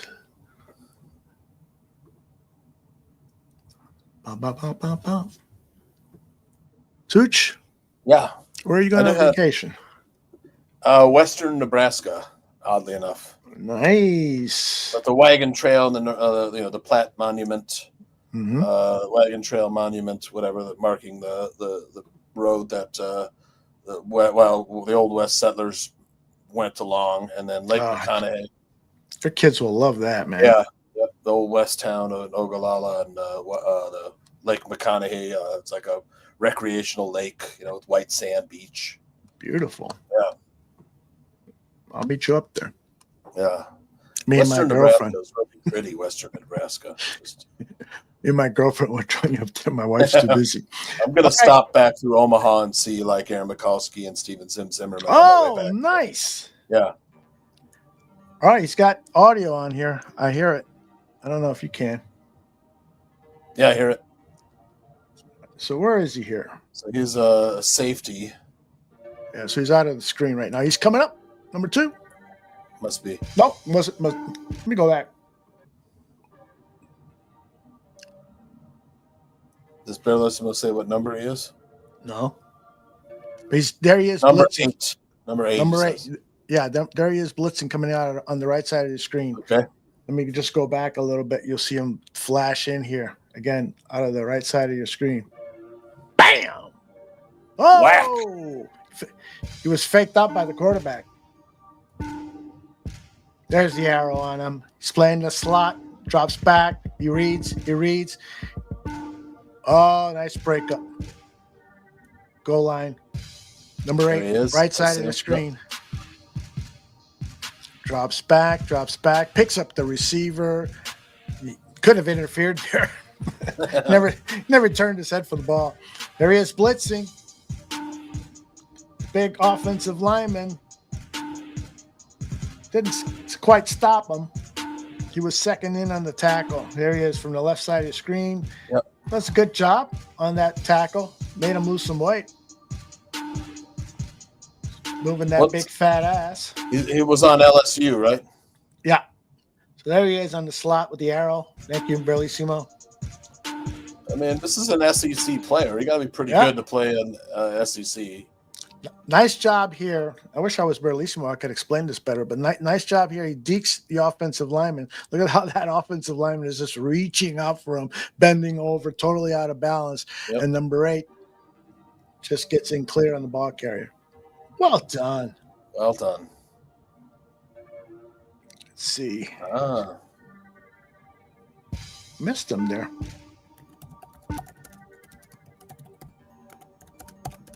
Let me go back a little. Oh, okay, so he's in the slot here. Saw that one already. This music is freaking me out, Barelissimo. I'm getting a massage tomorrow. I'd rather have Major Burns than Mr. Burns from The Simpsons, though. I hear you. I know that. I know that much. I'm with you on that. Good open field tackling. Well, looks like he can play several positions in the defensive backfield. Yeah. That's versatility can get you places. End of the half, in the slot. Reads the wide receiver screen. Oh, read it wrong, but nonetheless, threw down his receiver, so he's got some of that nastiness that we love. We are going to need safeties next year. Most of our guys are out of contract. Yep. Sounds like a good developmental guy. Hopefully he makes the practice squad. He's got some things he needs to work on. Thanks, Burley Smith, for that. You're the man, brother. Yeah. Larry Linville was the actor who played Burns, right? Major Burns, yeah. Did he ever do anything other than MASH? I don't recall seeing him in anything. I don't think so. Was he? I'd have to look it up. I seem to think he was on another TV show briefly. He was hilarious, man. Ferret Face. Yeah. Right? Didn't they call him Ferret Face? I think that's correct, yeah. J2K says, yeah, he looks lost and reacting in coverage. I would agree with that, J2K. There were 3 or 4 plays there where, Let's see. Larry Linville. So he did have kind of, he did more than a few things after MASH. Maybe it was just one episode appearances, though, Yeah, right. Yeah, MASH. D. Sharon says, Tooch, you have to watch or rewatch Lonesome Dove before you go on vacation. Yep. Yeah, thanks for the tip. I will. Did you ever see that movie named Nebraska? Yes, great movie. Oh, wasn't it good? That's Will Forte, right? Will and Bruce Forte. Dern. Oh, so sad. Really sad. But great. But Yep. Yeah, don't watch that before you go. Watch something better. More uplifting. Balismo says, then you don't understand his role in the coverage. So he's challenging J2K. And J2K goes, I didn't see him reading the play, more that he was reacting to it unfold. Yeah, Balismo, you're going to have to come in and explain that to us whenever you can, brother. Appreciate it. All right. I wouldn't mind starting our talk about pop culture now. Yeah, hold on. I do have one thing. Take your time. For you. So these are the Bears' retired numbers. And someone brought this up today about whether it's time to unretire some of these numbers. Yes. Just because maybe there's quite a few of them, and it might be time to, maybe some of the ones that are, pre-1950 or something, What are your thoughts about that? Are you traditionalist? Do you want to keep all of the retired numbers, or would you be open to unretiring some of these? Well, I believe that the rule should be that once the team has hit 100 years, or once the number has been retired for 100 years, it should be put back into circulation. Play, into circulation. That's the word I was looking for. I think 100 years is enough. And then with the new stadium, their names will always be up on the Ring of Honor or some other type of tribute. But yeah, if you're not going to expand to 3-digit numbers, then you're going to, and you want to do the right thing and honor some of these guys. I mean, there's probably 6-7 numbers off the top of my head that I think should be retired now, including Devin Hester, right? Yeah. This number should definitely be. Yeah, rotate some in and some out. Right. Steve McNair's numbers is I'm sure retired, but he's now allowed their new quarterback on the Titans to wear his number 1, Cam Ward. Yeah, and a player that kind of looks like McNair when he plays. Mm-hmm. And then could you talk a little bit about this, maybe a little bit? And that is, congrats. Oh, yeah. FeedSpot is a kind of a marketing thing. They introduce podcasts to potential advertisers, and they come up with lists. So if you're looking to advertise on a podcast that talks about movies, sports movies and stuff, then contact the Barroom Network. And so all my information is filled out there, and hopefully people will start calling me to see if they want to play some ads. And we were in talk, Mike North and I were in talk with somebody about putting some of our select programs on their video screens at their restaurant. It would have to be the clean ones, however. I told them, there are fucking clean ones on our network. But, they thought it would be a good idea, besides having ABC, ESPN, NBC on, but to have the Barroom Network's YouTube channel playing videos there. That would be fantastic. Yeah, that would be really cool. So we're still talking about it. Might make it happen. We'll see. But yeah, it's a good feeling to be recognized. Absolutely. They've recognized us 3 times now, and we were number 1 among sports. I think it was sports. I forgot. They gave us three honors, and so yeah, very, very nice. Very nice. We're fucking patting ourselves on the back today. Well, I mean, it's a long time coming, Absolutely. All right. So are you okay with turning to pop culture? Yeah. Yep. Absolutely. All right. I want to start off. Oh, wait. One real last thing that I got to tell you. Take your time. I had a couple nights ago, not last night, but the night before, I had a dream and my mom was in it. Oh, my mom who recently passed away. Right. And I was like talking to her. She was in the house here, and I was like talking with her, and she was like, "Yeah, I'm gonna have the surgery." And I was like, "Mom, you passed away." I was like, you died back in January. It's like, no, I'm still alive. I was like, no, really. I was like, then I was like, what's heaven like? And then they hung up the call on me. I was like, you can't ask that. You're not allowed to ask, and then the dream was over, because it all ended. As soon as I asked what heaven's like, it was like, click, your call. That had to raise your blood pressure, huh? Yeah, it was wild. It was like, it was an odd dream, but it was, I kind of had like, I got to talk to my mom again, it was like, so, but yeah. But yeah, it was like, as soon as you ask, the forbidden questions, Is this the first dream you've had about her since her passing? Yeah. That can be heavy. Yep. Samo's asking, The Last of Us. Yeah. Have you watched it on HBO? Yeah. It just returned for season 2. I'm caught up. Yep. Yeah, great show. You haven't watched it, huh, Aldo? I haven't seen a single episode, so I got something to binge watch soon. Yeah. Yeah, binge watch season 1. I mean, it's Pedro Pascal and the girl who was from Game of Thrones, Bella Ramsey. She was like the young, head of the castle or whatever, the Mormont, House Mormont. She was like the 10-year-old head of the house, in the Game of Thrones series. Oh wow! House of the Dragon should be coming back soon. I mean, I think it's fall of 2025. So I actually like House of the Dragon better. That's what my wife was saying. Yeah. I'm like, that's sacrilege. How could you say that? And then she explained why, and I'm like, I see a reasoning behind it. It's tighter. Yeah, it is. Because the second go round, they learned from their mistakes. Mm-hmm. And they tighten it up. Maybe not so many characters, a little bit more intrigue. Yes. That's a good point. Yeah. Tighter plot lines.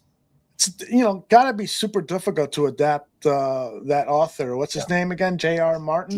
George R.R. Martin. Yep. George R.R. Martin. It's got to be difficult to adapt into a screenplay his books because they're so dense. There's so many characters and plot lines. And you got, so I didn't mean dense like in a bad way. I meant dense like action-packed, lot of plot lines and characters. I haven't watched much, though. That was one of the things I was going to say I have watched was Last of Us. Mm-hmm. I think you should watch it. It's a good show. I will. Yeah. I'll catch up, and then that way we could talk about it. It's got a great cast. And then I started watching Havoc tonight, the movie. It's like Tom Hardy. It's got a great cast, too. Tom Hardy, Forrest Whitaker, Luis Guzman, and Timothy Oliphant. Oh, Are so far in it so far. Those three guys, decent cast. Yeah, those three co-stars there are three of my favorites. And it's a crime like mafia type movie, and Tom Hardy and Timothy Olyphant are kind of like, they're good cops, but they're also a little crooked. They've got some side, hustles going on where they kind of do some dirty work, and there's a drug warfare going on in Chinatown in New York. And I don't want to give too much away. I've only gotten halfway through it though, because I came on the show tonight. Timothy Olyphant was in Justified, really good kind of Western, late Western. Would you say it was? No, and he was the star of Deadwood too. One of the stars. Oh, that's right. Yeah. Did you ever see a movie with him? I'm trying to find the movie that was good movies too. About a guy who it's really difficult to explain because it's told from multiple storylines, like the perception of this one character, perception of another character. It's called Go. Yeah, Go. Is that it? Okay, that's a great movie. It's an older movie. I didn't know that was him, man. Yeah, it's like he's the drug dealer. They're the kids are like on a party night. Yes. In LA. Yeah, it's a good movie. Sarah Polley is in it. They were so young. Jay Moore. Yeah. that whole sequence with Jay Moore and I forgot the names of the actor who played along with them, but it's told from the point of view of some people who work at a supermarket, and they're looking for time off so that they go party. Well, each of them, tell their story like in 20 minutes, and then it starts over again, and it picks up with another character's point of view during that period of time. And the Timothy Olyphant character is a drug dealer who sells some drugs to Sarah Polley on credit. She says, "I'll be right back with the money. I'm going to wrap some of the stuff up." And he goes, "I normally don't do that." He's got that rough guy. "I don't do that, but I'll do it for you this time." And she makes a mistake, loses the money. She can't pay the guy back.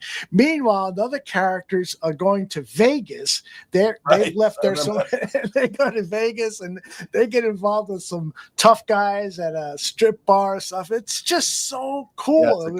Doug Liman is that guy's name? The writer director. Yeah, he that was one of his first films. It was fantastic. Yeah, I mean, I saw it back in '99 or 2000 when it came out. So I have to go back. I'm gonna have to go back and rewatch it because that's a good one to watch. I remember being impressed and I liked the movie. Yeah, but I have to good rewatch stuff. it. Go. Thanks for reminding me of time. I got the DVD somewhere. I might pull it out and check it out. Jay Moore was great when he was in Jerry Maguire. Yep. Kind of like the bad guy in that movie. Yeah. Like, there was a bad guy, but he was kind of the foil to Tom Cruise. Yeah. Jay Moore is a very talented dude. Oh, yeah, it's great. He does great impressions. He's funny as hell. Can't stand up. Yeah. He's a good actor. He's married to somebody really hot and famous. Somebody, I forget who. I don't think he needs to work anymore. I mean, he's married that well. JTK, I'm hearing that Mobland is good. I've got yet to start it. Samuel has. He started watching Mobland. And I watched the first couple episodes. I like to have to go back to it. I don't know how many episodes are out right now. Are there like 3 episods, 4 episodes? Is that what it is? Yeah, I think it's 3. Yeah. And that's Apple TV, I think. Is it? I don't think so. No. Mobland? No, because I recorded on my DVR, so it wasn't. So is it Max? It's got to be HBO Max. HBO Max. It sounds right. Okay. Jay Moore's wife is. Who's he married to? Wow, he was married to Nikki Cox before, but now he's married to Jeannie Buss, the owner of the Lakers. Oh, wow! Yeah. No shit. She's. She was born in 61. When was he born? He was born in 70, so she's 9 years older than him. Yep. He's been doing good. That was a great show, that Winning Time with the Lakers. Oh, can't wait to. Well, they're not bringing it back, so fuckers. Were they going to do another story of another basketball team or sports There's team? one on HBO now called the Celtics, but I think it's all documentary actuality stuff. It's not like the Chooch, I'm glad you reminded. dramatization that with the fantastic cast and But there is one that you need to watch. I can't believe I've never talked about it on this show. You know the whole story behind the owner of the Los Angeles Clippers. What was the name of that guy? That's Donald Sterling. Well, Donald Sterling owned the Clippers for a while, and there was no secret that he was cheap, rich bastard who was cheating on his wife and was also a racist, which is not a good thing if you're going to be a racist in an NBA team. Not a good thing. So what happens is his mistress decides she gets angry at him because I forgot why, but she goes to the media and says, yeah, I'm basically his personal assistant. I do whatever he wants. And she's then when she gets angry at him, she releases a recording that she had where Donald Sterling is saying, don't bring Magic Johnson to the games anymore. I don't want to see you with that N-word. And that was an audio recording of Donald Sterling. Well, there's a 6, 7, 8 episode miniseries on this. If you like that juice, sell after that, they made him sell the team. Yeah, right. If I remember. Yes, it was a 30 for 30 audio podcast done by the woman who covers one of the women that covers the NBA on ESPN. And it was I heard the podcast, thought it was wonderful, and when I saw it. And fictionalized in this TV series, I thought it was also very well done. I'll try to find the title because it's definitely watch. The Clippers are playing right now, I think, against the Nuggets. Are they? Yeah, NBA playoffs. It was called Claude. I'm pretty sure it was called Claude. Man, my memory now works in episodes. Like the Nuggets are up 10 in the third. Third just started. Wow, Nuggets are up. Who do you got tonight? Who are you betting on? I bet on Carlos Rodon strikeouts on a tip from Anthony. So that was my only play, which he hit his strikeouts. So, all right. When Anthony's really confident of a play, he sends it to me. Oh, cool. He goes, I got to bomb this one. So, do you have Hulu? Yes. All right, so you can watch Clipped on Hulu. Let me see if I can find a quick trailer. All right.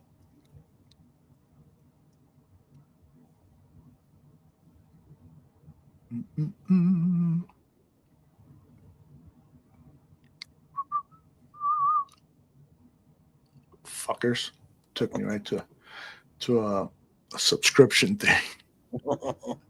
I just want to see the clip.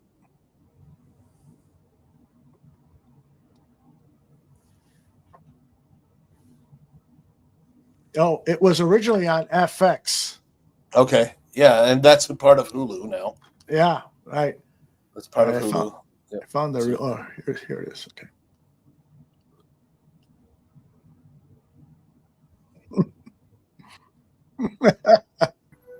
Let's hear it for the fabulous Clippers and the new coach, Doc Rivers.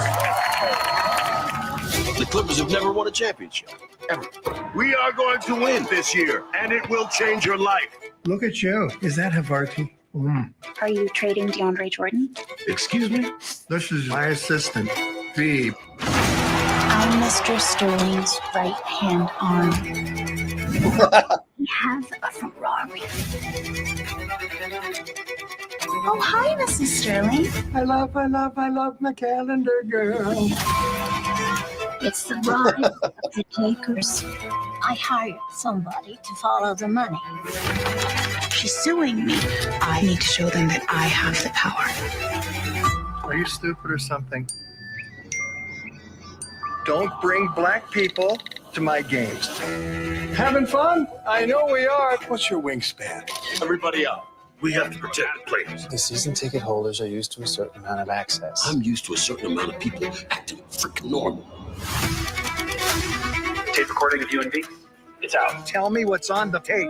Certain statements about What the? What? That can't be true. You think I'm a racist? No. Dude is literally saying that I'm a piece of property. I'm your owner. You're not my owner. Every second counts. Players love me. We literally hate you. My kids why I'm playing for a man who's saying all those disgusting things behind my back. Our whole world is burning down. For what? I'm learning myself up to run the Clippers organization.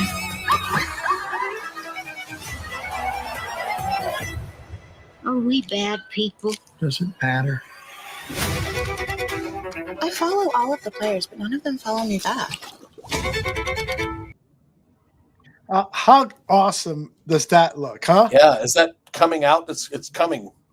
No, right? it already Oh, played. okay. It played last summer, and so Okay. now it's streaming on Hulu and Disney Plus. Right. I'm sorry. Ed O'Neill was the actor. Ed O'Neill played O'Neill. Sterling, yes. I recognized, of course, Lawrence Fishburne as Doc Rivers. Yes, and he is the star of the series because Okay. of how he kept the team together and having to deal with this racist owner and the growing rebellion by the black players, really all of the players, against the owner. He definitely feels, because he's got Chris Paul, he's got all these great guys. He definitely feels they can win the title, and it is so fucking well done. And that chick that plays the mistress. Yeah, who was that actress? Hot. I don't know, but I wish I had pictures of her up on my wall. Yeah, that looks good, man. Her name is Cleopatra Coleman. Yeah, okay, Cleopatra Coleman, sure. Do you remember when the whole thing hit the news back? Yeah, now that I think of it, I remember. I remember it because when she first came out in public, she had that mask, that welder's mask over her face, and it started to become a style. A lot of other women were wearing that. It's like, we Americans are pretty stupid when it comes to fashion sometimes. So, yeah, Cleopatra Coleman was in that Infinity Pool movie with, do you remember that movie? That was really good, man. Love that. If people haven't seen that, that was excellent. Mm-hmm. Yeah, she was in Rebel Moon, those two movies on Netflix. Because when you said Cleopatra Coleman, it was like she was kind of she's an up and coming star. She made me up and come too. Yeah. The movie I want to talk to you is about another young actress who I fell in love with. She is in Yellow Jackets, Sophie Thatcher, I believe her name is. And so she's been on a couple of movies recently. The one I saw a few months ago, I think it was on your recommendation, The Heretic. Yeah. And so that's Hugh Grant. Right. Excellent. Excellent film. And now she it's just been released on streaming, a film that she did about a year ago called Companion. Yeah, Have you I heard haven't of that seen one? it yet. I know. And, All right. and it's that guy too that was in what was his movie? That Blink Twice? No, not Blink Twice. No. What's his name? He was Novocaine. Novocaine, the son yes. of Dennis Quaid. Yes. Jack Quaid. Yeah, he's in Companion. That's right. With Sophie, what's her name? Thatcher, I believe. Sophie Thatcher. Yeah. Yeah. So how much? Because I want to talk a little bit about it, but I don't want to give away anything. So how much do you know about what the movie is about? It's been on my list. My wife and I just haven't had a chance to get around to watching it. But Jack Quaid brings a sex robot that doesn't know it's a sex robot to a party. Right? Am I correct in the premise? No, you're absolutely correct. Okay. All right. Yeah.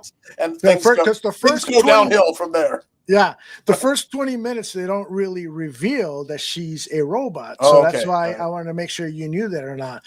So my wife and I watched it. Go ahead. Doesn't the trailer give it away though, or something? It could. Okay. I don't know. Right. Normally, when I'm watching a movie with my wife and she doesn't know anything about it, I tell her, don't watch the trailer because you can have expectations. Okay. It's going to give you stuff. So I watched it already and thought it was fantastic. So I started playing it for her. And so like an asshole, I'm like, you don't get it? You don't see what's going on here? And she goes, shut up. Let me watch the movie. And and then it comes to this one part where it I don't want to give away too much, but something happens to her eyes. And then I'm like, don't you see? She's a robot. And my wife was like, "Turn the fucking thing off. I don't want to hear what you think about how smart I am or not smart." I'm just kidding, honey. Yeah, but recommend it though. Highly recommend. Okay. Yes. Yeah. She's a fantastic actress, and it is kind of a Me Too message to it, but it doesn't matter. It's just good storytelling, good acting, good special effects. I think you'll like it. All right. Plenty of blood is shed too. So if you are a movie watcher who loves blood being shed, all right. Another one that I saw was a movie from Scandinavia somewhere. I think it was Denmark, called The Abyss. It's not the Abyss that we all grew up with and loved. Ed Harris and It James is. Cameron. It is a Danish film, and the plot line is that there's a town that is living on a crack, and the people who are responsible for overlooking this are trying to tell the town, "Hey, this whole city is going to fucking sink, and we got to move out to a new city." And so a lot of people are reluctant, don't want to move, don't believe the scientists, don't believe the government, and so forth. And all of a sudden, one day, the mountain nearby starts to rumble, and guess what happens? People start sinking. Disaster. Yeah. So I read a little review about it, and it said, the story is, you've seen the story a million times, but the special effects are great. So I'm a special effects kind of guy sometimes. Yeah. Watched it, and I was not disappointed. Really good movie. Nice. It's called The Abyss. It's on Netflix. I think I've seen it advertised on Netflix. Yeah. Sometimes we don't want to watch a subtitled movie, and I know I used to be a stickler for that. I don't want to hear the audio dubbing. It's usually awful, but I'm too old to read a whole movie. Yeah. So I used the dubbed in version, and sometimes it was pretty bad, but for the most part, because there's action involved, you're not worried about it. Sometimes the voices are so bad. It's just my God. Yes. There's no inflection, there's no lack of emotion. Yep. Yeah. It's like whoever is directing these subtitle or these audio dub actors doesn't know English. Right. It reminds me of the Woody Allen movie, What's Up, Tiger Lily? Do you know that movie? Yeah. Where he dubbed an entire movie with bad voices and stuff, and that didn't have, it was a bunch of jokes. It didn't. It kind of had something to do with the movie, but they changed it a little bit for jokes. Yeah. Woody Allen, when he first started doing movies, he was coming up with some brilliant shit, man. Yeah. Do you remember the movie Bananas? Yeah. And How I Learned to Stop Worrying and Love Sex? Something like that. What was the name of that one? Sleeper, his early Bananas. stuff was so different. Yeah, Sleeper, Bananas. Yeah.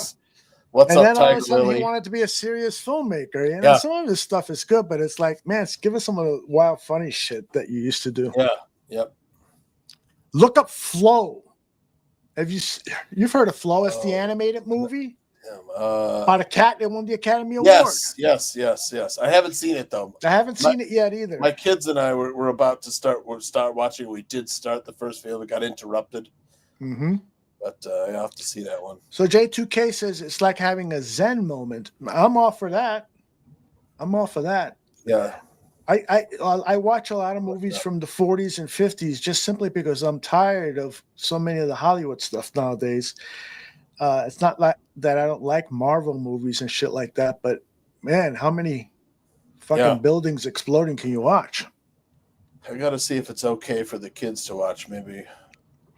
Have you watched Sinners? Sports Chicago Style says Sinners is as good as fuck. I haven't seen it, but the Bears players, like a group of Bears players, went to see it. Mm-hmm. Oh, wow. Cool. I haven't seen it, though. But so have you seen the theater still, Sinners? Yeah. I'm pretty sure it is. And that's like a supernatural horror movie.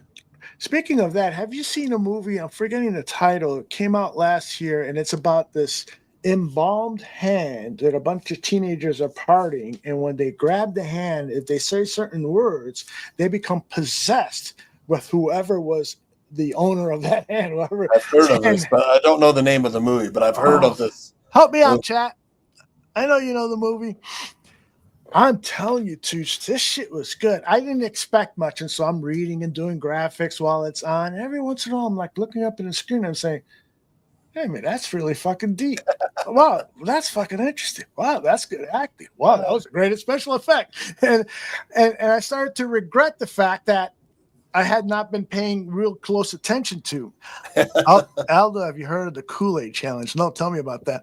But I'm gonna find the title of this movie because I want to rewatch it, and I'd love for you to watch it so we could talk about it next week. But it's a really good horror movie. The premise is that a bunch of teenagers get around to party, and there's all this teenage conflict and stuff. But the key thing is this hand. It's a disemboweled hand that has been turned into an art object, and when you grip it and you say certain words, all of a sudden you get possessed by people who belong to the hand or some shit like that. Let me see, horror movies. We're gonna spend the most of the show on Google. I haven't heard of that. Have you? No. He says kids are running through fences and doors. Right, in real life? I guess. Gosh, let me see if it's still on my thing. Let's see. What was I gonna say? For the draft, I mean, after those draft picks, Aldo, there's some players. Let me just flash this up here. I meant to bring this up earlier. I'm sorry. It's all right. This is gonna be one of those shows where we're just the Bears draft picks. So the first two draft picks made Caleb Williams a very happy guy. You know, it's given him two more passing weapons, guys that can make plays and get open. And then the third pick, Ozzie Trapillo, also makes him happy. Another, tackle for protection. So the guy who made out the best here is probably Caleb Williams. Then you got Shamar Turner, the drafting. It puts the guy Zach Pickens on notice there. Ruben Hippolyte. I don't know if he's putting anybody on notice. Maybe, like we mentioned, Travis Sanborn. Basically, this is Sanborn's replacement. Is that fair to say? Yeah. And then Zay Frazier. Maybe a little warning message to Tyreek Stevenson, but I don't think he'll make an impact this year. And Luke Newman, of course, quality depth. And then Kyle Monanga, of course, a message to, it's competition for guys like Swift and Homer and, Roschon Johnson, that this kid could take snaps away. But that was what I wanted to say. The happiest guy in this draft is Caleb Williams afterwards. And Roschon Johnson. Roschon didn't get replaced yet. That's right, because he was going to get cut. They brought in something like Travion Henderson. Yeah. I don't know, maybe not. Chubbs is back. Chubbs is like, did you hit the lotto, bro?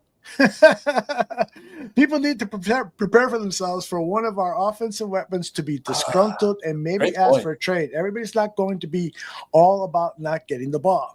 Yeah, it's a great point, Aldo. That is something Ben Johnson has been talking a lot about. Yep. No rock, no block, no rock. No rock. He said, we're going to be looking at the film, and when we see guys who pay attention to the fact that their route is run a certain way in order for the number one read to get open, and if they do their job well, or if they block well downfield, or whatever they do, we're going to talk amongst coaches and say, let's figure out ways to get that guy the ball because he's doing everything else right.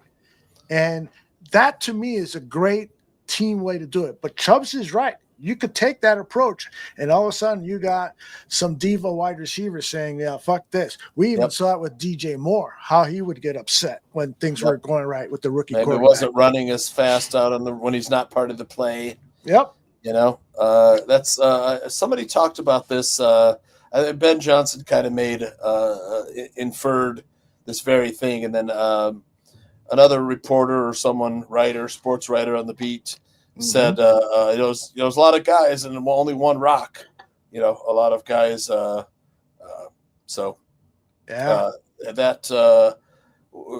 are the team players willing to do the dirty work, or so to share the rock with the other players. Who are the guys that are the team players that are going to not mind sharing the rock? We'll find out who are and who aren't. Yep. Chubbs is starting a new job. That's why he's congrats, buddy. Yeah, excellent, bro. Chubbs is one of the good ones. Yep. Really appreciate you, man. All right, I found that trailer. The movie's called Talk to Me. Have you heard of it? No. All right, so I'm going to play this baby, nice. And I think the trailer is even better than the movie. We will see. There's a lot of good stuff that happens in this movie. Have you seen the group chat? You're doing it again tonight? No. Please. It's my mom's Remembrance Day. I just want to forget about it.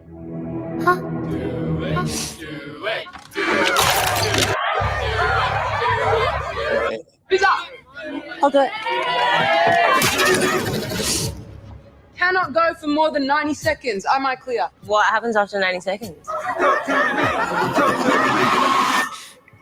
Don't want to stay.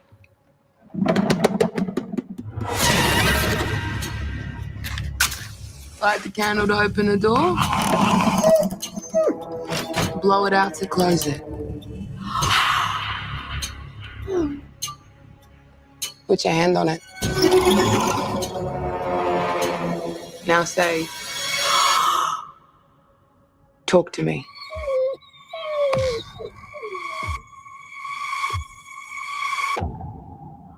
Talk to me.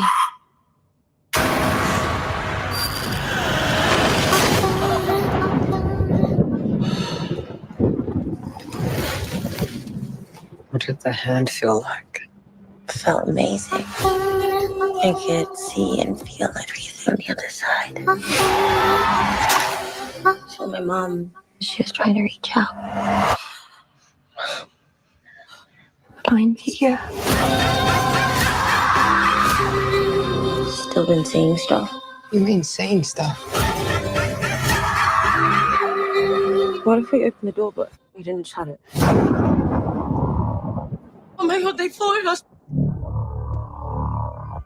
I like it. They're not gonna stop. They're never gonna stop.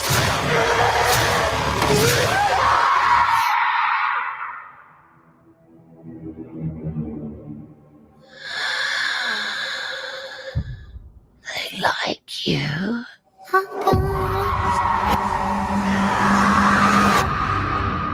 Talk to me. Okay, that was interesting because That's good. Yeah, the trailer, in my opinion, doesn't do the movie justice. Yeah. Have you seen it yet? Yes, I saw it earlier today. Nice. The A24, the studio, they're starting to get a reputation for producing these, horror fiction, science fiction, thriller movies. You got an idea for a horror movie, they're the people to go to. They're production people to go to. I'm trying to think of some of the other films they've done. It's funny because my daughter could rattle off a half dozen off the top of her head. Everything Everywhere All at Once. Yeah, they won the Oscar for that. Won the Oscar. Yeah, crazy. Moonlight also won an Oscar. Wow, too. yeah. Moonlight, yeah. See, I thought that they were more known for their horror stuff, but they also do the arty pictures too. Heretic, which we just talked about with you, Grant. I love that movie. That was them too. The Whale with Brendan Fraser. I have not watched that. Have you? Hereditary. I haven't either. No, he's in the fat suit. Right. Right. Yeah. Well, is he? I don't know. It looks fucking he real gained to me. some movie, but he had a fat suit though too. Gotcha. Okay. He did put on weight for the movie. All right. Good stuff, man. Yeah, well, it's going to be an interesting summer as well. Tooch and I we're going to probably do another show or two and then start talking about the future of this show. I have told the people that I'd like to bring more people in on a regular basis, make it, 3, 4, 5 co-hosts. So we're going to talk about who might be of interest in doing that. Who might want to do some auditioning for being a part of the show. Would love to have you on. I know Samuel reached out to me and said he couldn't join us for the draft because he had a loss in his family. God bless Samuel. Sorry, Samuel. And so that's why he couldn't join us this past weekend. But he's ready to come on next Tuesday and talk to us. And I know Zimmerman, he's been on a couple of times on this show and has really hit the ball out of the park. He's interested in being on. So if we could get, my idea too is if we could get 4 or 5 guys and they rotate, and that way we've always got some fresh voices and stuff. Yeah. Particularly during the Danny Aguirre, of course. Particularly during the spring and summer months where there's not a lot of football to report on, especially right before training camp. Yeah. So, Chubbs, let us know. You want to be a star? Make you a star. Church, how about we're 2 hours in? How about we pull the plug? Hold up, yeah. I'm tired from closing out people. On Monday, I'm training on that. And it's tough because, like I said, you have to hold these people's hands throughout the whole process, and I don't know their job. I'm like, I think you're supposed to do this, and then if they're not doing it, I got to do it myself. Mm-hmm. And you know how irritating that can be. Oh yeah. So it was a lot of heartache, and I'm like, if we just got them with the program, they could take a bit more ownership of the process, and it would make their lives easier, my life easier, everybody all around would make their lives easier. So for sure, I was supposed to, I worked late last night. I think got done about 10:30, and that's from starting at 8 in the morning. Mm-hmm. And I can't pay attention to a lot of my other titles while I'm working on this. So I usually they take the morning off, come in, after lunch and stuff, or log on after lunch and stuff. It's like you still can't because I got so much other stuff of my other titles. I end up getting on at 8 in the morning. So yeah, right. Tomorrow I'll probably work in the morning and take the afternoon off. So. Mm-hmm. Chubbs was on Greg's show because he was sent the Hall of Fame jersey, but he has no interest in becoming famous. Well, no. You're famous in our hearts, Chubbs. By the way, I think that's his new dog. Who's the one that likes the MILFs? Is that Chubbs? I think it's Swanky. Swanky, I'm sorry. Yes. Swanky also recently had a loss in his family. Oh, no. And me too. God. Yeah. Yeah, I have to next month. I have to drive back to Illinois and put my mom to rest, and that's been hanging over me. Of course, I had, the dream is probably, it's like a big part of it. It needs to be taken care of. Yeah, I got work to do in that area too in my personal life. So, by the way, if anyone is interested in talking to me about the Barroom Network and stuff that we're doing, just hit me up on a DM, Barroom Network. Yeah. And Tooch, can you stick around for 5 minutes after we close here? Yep, absolutely. Right. Yep. Thank you, Chubbs, for the donation. Thank you, everyone, for being a part of Bare Their Souls. Really, really appreciate your commentary, your opinions, your criticisms. Really do. We can only get better when people. See that comment from D. Starin? What do you say? Thanks for making the draft the best one ever. It's great hanging with you guys. Thank you, D. Starin. Really appreciate it. Man, we've been getting some really, really nice words about us. So appreciate it. We put a lot of work into it, guys. Yeah, indeed. So hold on, Tooch, I got to talk to you. And then, peace out. I'll be here tomorrow, 9 p.m. with Danny Shimon for the final draft on tap. That's going to be great. Yeah, it's going to be a good one. I'll be listening in. Awesome. Thank you, brother. Mm-hmm.